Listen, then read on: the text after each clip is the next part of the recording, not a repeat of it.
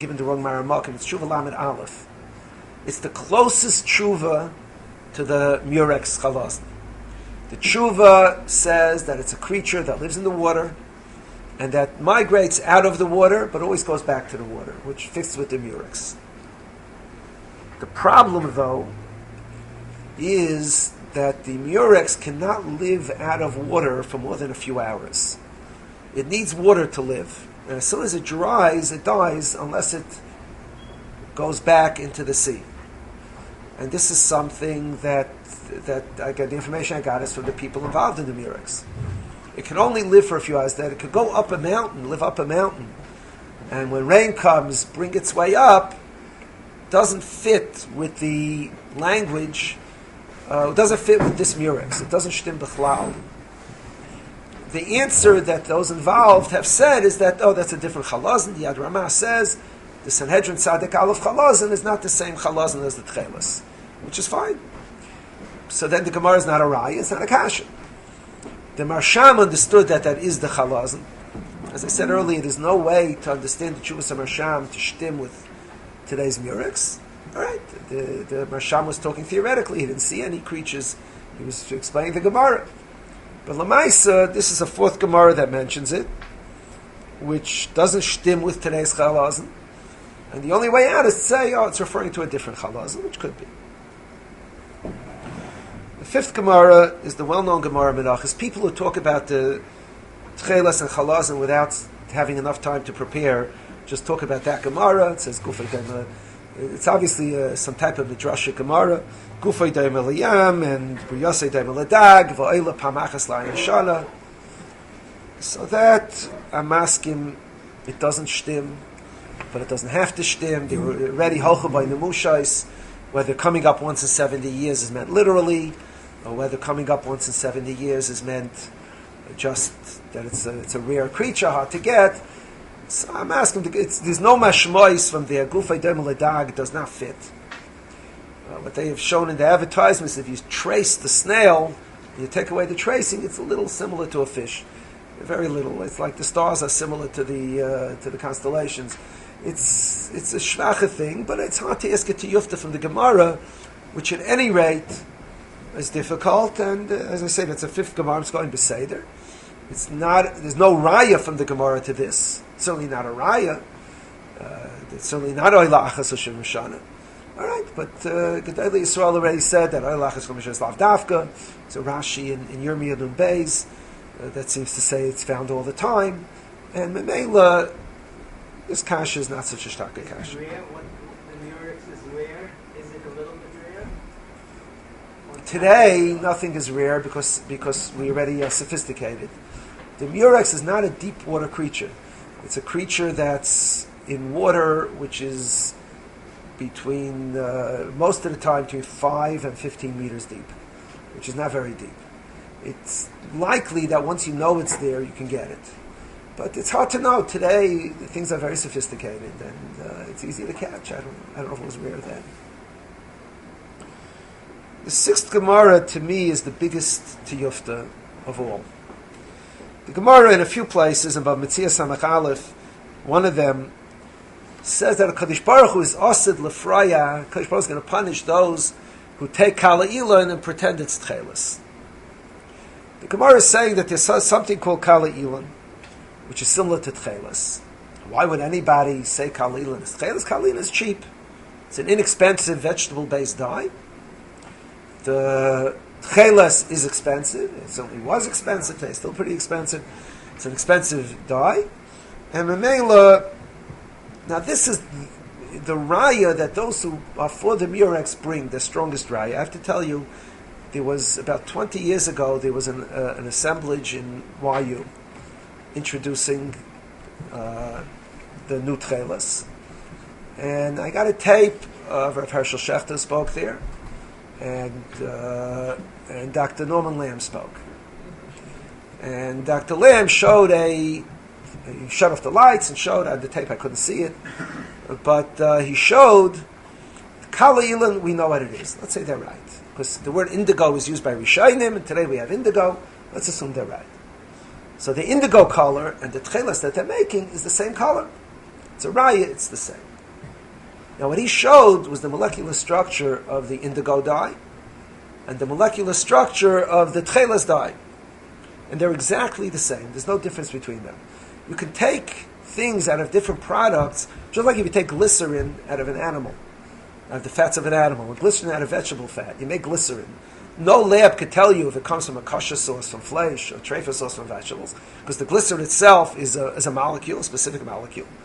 So if you take oxygen out of water, once you take oxygen, you can't tell if it came from water or it didn't come from water. The dye molecule, which is in the indigo and in the techeles, is exactly the same. B'lishum shinui b'neiim. That was what he showed, and that's what they printed. And now this makes it impossible that the techeles is this indigo, is this molecule. First of all, nobody in their right mind would spend money on techeles dye. The techeles dye was expensive, not because it's tzitzis, because kings used it. It was used by everybody. If the molecular structure is exactly identical, it's absolutely illogical that anybody would spend a penny more on the same exact dye, which you can't tell the difference. Once you make the dye, you have it in a pot, no one can tell the difference. It's illogical that anybody would spend any more money on the murex dye than on the indigo dye. What? I can't hear him. Let him finish his point first. I'm talking about the kings. The kings spend money on it. Why would they spend money on it? The kings didn't care about the halacha. All right, it's okay. It's okay. Now, besides that, Chazal do say a difference between them. They say there are ways of checking. You can get the dye of the murex. You can use soaps, and you can use all kinds of things, and whatever the Chazal say, you could be baidik. The kali ilan comes out, and the techeles doesn't come out. If the molecular structure is 100% identical, then there's a problem. This would be a tiyufta legamri on the whole thing. People pay for the name, even though it's identical. People pay for the name. And what about the second nakuda? The fact that one comes out and one doesn't. So the truth is, they realized, since 20 years ago, they realized this is a tiyufta. They came to the realization that this is a tiyufta. The process the same? What? The process of drying make a difference. Perhaps. Well, once you have the molecules, it's hard to understand. They say that it's not entirely true what Dr. Lamb said, and what they printed is not exactly the same. There's something that sticks to one and doesn't stick to another. There's been a give back on it. But whatever the give back is, at least the way it was presented initially, if anything, is something of a problem. You can answer. But to say it's a raya, it's a very difficult thing. My seventh ha'ara is the following. I don't know if any of you ever saw how this is made. I was interested in it from the beginning, not to ask kashis on it, but be'emes I was interested. 20 years ago when it came out, I invited someone to the shul. Then we were still in a rented quarters. And he brought the murex and he made techeles in front of us. However long it took, he didn't make techeles on the threads, but he made the dye. This summer I went again to where they make it. And I was in a place where they make it, out in Eretz Yisrael. And I was very impressed by the people, I was most impressed because I spoke to them and they were masking to certain problems and there was give and take like you're learning a sugya. The thing that they'll tell you, anytime you go, one of the spectacular things they tell you is this, that, this is the third candidate for techeles. You all know the Radzina had the squid, which was a techeles. Rav Herzog had the genitalia, which was a techeles. And now we have the murex. The murex, Rav Herzog entertained the possibility as a techeles, as the chalazin. But he rejected it because the dye is purple, not blue. So what they have discovered is that if you prepare the dye in direct sunlight, it turns blue instead of turning purple. When it comes out of the chalazin, it's like mucus, almost transparent mucus. It changes color when the oxygen gets into it. If you take it out in sunlight, it turns blue. And they make a big show out of it. Anytime you go, when they do it, because there was taka hamsa, usually you dye things indoors. How did they discover it? I don't know. They've had this hamsa, when they did it by us in the shul, they put it on a windowsill, which was in direct sunlight, and then they finished the class, and by the time they finished, that turned blue. Who discovered it? I don't know. It has a bad odor, and that's why they took it out. Okay, good. Now, I have a problem. It's nice. This is what they talk about. The problem is that the Gemara in Menachos Membeis, as well as the Rambam, give directions on how to make techeles. Chazal don't always do it, but the Gemara here gives directions. How do you make this techeles?